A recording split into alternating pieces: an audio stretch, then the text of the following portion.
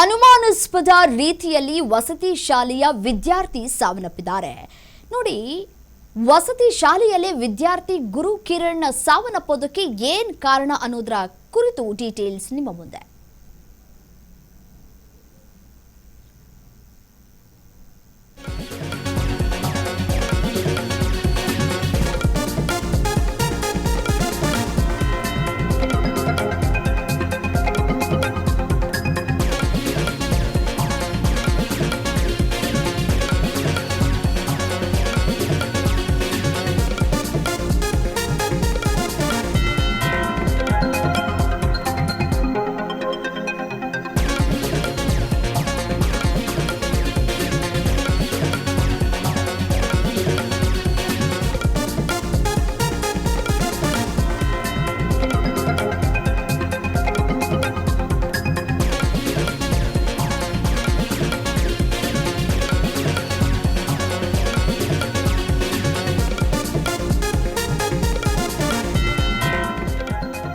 ಬೆಂಗಳೂರು ಉತ್ತರ ತಾಲೂಕಿನ ಕಾಡಯರಪ್ಪನಹಳ್ಳಿಯಲ್ಲಿರುವಂತಹ ಶಾಲೆ ಇದು.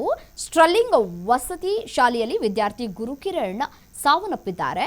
6ನೇ ತರಗತಿ ವ್ಯಾಸಂಗವನ್ನ ಮಾಡ್ತಾ ಇದ್ದಂತಹ 12 ವರ್ಷದ ಗುರುಕಿರಣ್ ಸುಬೇದಾರ್ ಪಾಳ್ಯದ ರಾಘವೇಂದ್ರ ಎಂಬುವವರ ಮಗ ಗುರುಕಿರಣ್ ಮಗನನ್ನ ಕಳೆದುಕೊಂಡು ಇದೀಗ ಪೋಷಕರ ಆಕ್ರಂದನ ಮುಗಿಲು ಮುಟ್ಟಿದೆ. ಶಿಕ್ಷಕರಿಂದ ಹಲ್ಲೆ, ಒತ್ತಡದಿಂದ ಮಗು ಸಾವನ್ನಪ್ಪಿದೆ ಅನ್ನುವಂತಹ ಆರೋಪವನ್ನು ಪೋಷಕರು ಮಾಡ್ತಾ ಇದ್ದಾರೆ. ಗುರುಕಿರಣ್ಗೆ ಹುಷಾರಿಲ್ಲ ಅಂತ ಹೇಳಿ ಕರೆ ಮಾಡಿದ್ರಂತೆ ಶಿಕ್ಷಕರು. ಆಸ್ಪತ್ರೆಗೆ ಕರೆದುಕೊಂಡು ಹೋಗಿದ್ದೀವಿ ಅಂತ ಹೇಳಿ ಮಾಹಿತಿಯನ್ನು ಕೂಡ ಹಂಚಿಕೊಂಡಿದ್ದಾರೆ ಪೋಷಕರಿಗೆ. ಪೋಷಕರು ಆಸ್ಪತ್ರೆಗೆ ಬರುವಷ್ಟರಲ್ಲೇ ವಿದ್ಯಾರ್ಥಿ ಗುರುಕಿರಣ್ ಸಾವನ್ನಪ್ಪಿದ್ದಾರೆ. ಸ್ಟ್ರಲಿಂಗ್ ವಸತಿ ಶಾಲೆ ವಿರುದ್ಧ ಇದೀಗ ಪೋಷಕರು ಗಂಭೀರವಾಗಿ ಆರೋಪ ಮಾಡ್ತಾ ಇದ್ದಾರೆ. ವಸತಿ ಶಾಲೆ ಬಳಿ ಪೋಷಕರು ಜಮಾಯಿಸಿದ್ದಾರೆ. ಮತ್ತೆ ಶಾಲಾ ಆಡಳಿತ ಮಂಡಳಿ ವಿರುದ್ಧ ಆಕ್ರೋಶ ವ್ಯಕ್ತಪಡಿಸ್ತಾ ಇದ್ದಾರೆ. ಮಗನ ಮೇಲೆ ದೊಣ್ಣೆ ಮತ್ತೆ ರಾಡ್ಗಳಿಂದ ಹಲ್ಲೆ ಮಾಡಿದ್ದಾರೆ ಅಂತ ಹೇಳಿ ಆರೋಪವನ್ನ ಮಾಡ್ತಾ ಇದ್ದಾರೆ.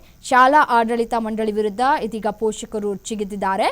ಬಾಗ್ಲೂರು ಪೊಲೀಸರಿಂದ ಪೋಷಕರ ಮನವೊಲಿಸುವಂತಹ ಪ್ರಯತ್ನಗಳು ಇಲ್ಲಾಗಿದೆ. ಶಾಲೆಯಲ್ಲಿ ಓದ್ತಾ ಇದ್ದಂತಹ, ಅದು ವಸತಿ ಶಾಲೆಯಲ್ಲಿ ಓದ್ತಾ ಇದ್ದಂತಹ ಗುರುಕಿರಣ್ ಸಾವನ್ನಪ್ಪೋದಕ್ಕೆ ಕಾರಣವಾದರೂ ಏನು? ಯಾಕೆ ಆತನಿಗೆ ಹುಷಾರಿರಲಿಲ್ಲ ಅಂದರೆ ಯಾವ ರೀತಿಯಾದಂತಹ ಸಮಸ್ಯೆ ಆಗಿತ್ತು?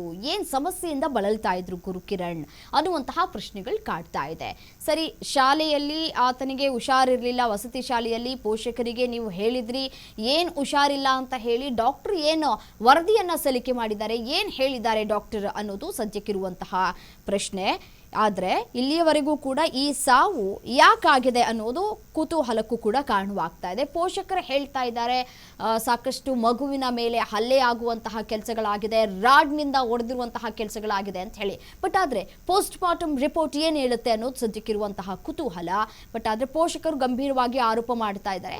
ಮಗು ಏನಾದರೂ ತಂದೆ ತಾಯಿಗೆ ಕಾಲ್ ಮಾಡೋದ್ರ ಮುಖಾಂತರ ಸಮಸ್ಯೆ ಆಗ್ತಾ ಇದೆ, ನನಗಿಲ್ಲಿ ಹಿಂಸೆ ಆಗ್ತಾ ಇದೆ, ಹೊಡಿತಾ ಇದ್ದಾರೆ ಅಂತ ಹೇಳಿ ಪೋಷಕರ ಬಳಿ ಹೇಳ್ಕೊಂಡಿದ್ರೂ ಕೂಡ ಯಾಕೆ ಪೋಷಕರು ಮುಂಜಾಗ್ರತಾ ಕ್ರಮವನ್ನು ತೆಗೆದುಕೊಳ್ಳಿಲ್ಲ ಅಥವಾ ಈ ವಸತಿ ಶಾಲೆಗೆ ಹೋಗಿ ವಿಚಾರಿಸುವಂತಹ ಕೆಲಸವನ್ನ ಮಾಡಿಲ್ವಾ ಅನ್ನೋದು ಒಂದ್ ಕಡೆ ಇರುವಂತಹ ಪ್ರಶ್ನೆ. ಇನ್ ಕೇಸ್ ಮಾಡಿದ್ರೂ ಕೂಡ ಯಾಕೆ ಅದನ್ನ ಮುಂದುವರಿಸ್ಕೊಳ್ತಾ ಹೋದ್ರು, ಪೋಷಕರು ಯಾಕೆ ಅವಕಾಶವನ್ನ ಕೊಡುವಂತಹ ಕೆಲಸವನ್ನ ಮಾಡಿದ್ರು ಅನ್ನೋದು ಇರುವಂತಹ ಕುತೂಹಲ.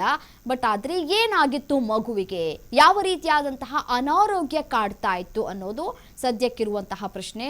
ಜ್ವರ ಏನಾದರೂ ಹೆಚ್ಚಾಗಿತ್ತಾ, ಜ್ವರದಿಂದ ಏನಾದರೂ ಮಗು ಬಳಲ್ತಾ ಇತ್ತಾ, ಅಥವಾ ಬೇರೆ ಏನಾದರೂ ಮಗುವಿನ ಆರೋಗ್ಯದಲ್ಲಿ ಏರುಪೇರಾಗಿತ್ತಾ ಅನ್ನೋದು ಸದ್ಯಕ್ಕೆ ಡಾಕ್ಟರ್ಗಳೇ ಅದನ್ನು ಖಚಿತಪಡಿಸಬೇಕು. ಆಸ್ಪತ್ರೆಗೆ ಎಷ್ಟು ಗಂಟೆಗೆ ಕರೆದುಕೊಂಡು ಹೋದ್ರು, ಎಷ್ಟು ಗಂಟೆಗೆ ಮಗು ಸಾವನ್ನಪ್ಪಿತು, ಪೋಷಕರಿಗೆ ಎಷ್ಟು ಗಂಟೆಗೆ ಮಾಹಿತಿಯನ್ನು ಹಂಚಿಕೊಂಡ್ರು, ಇದೆಲ್ಲವೂ ಕೂಡ ಪ್ರಶ್ನಾರ್ಥಕವಾಗಿದೆ. ತನಿಖೆಯಾದ ನಂತರ ಎಲ್ಲದಕ್ಕೂ ಉತ್ತರ ಸಿಗಬೇಕಾಗಿದೆ.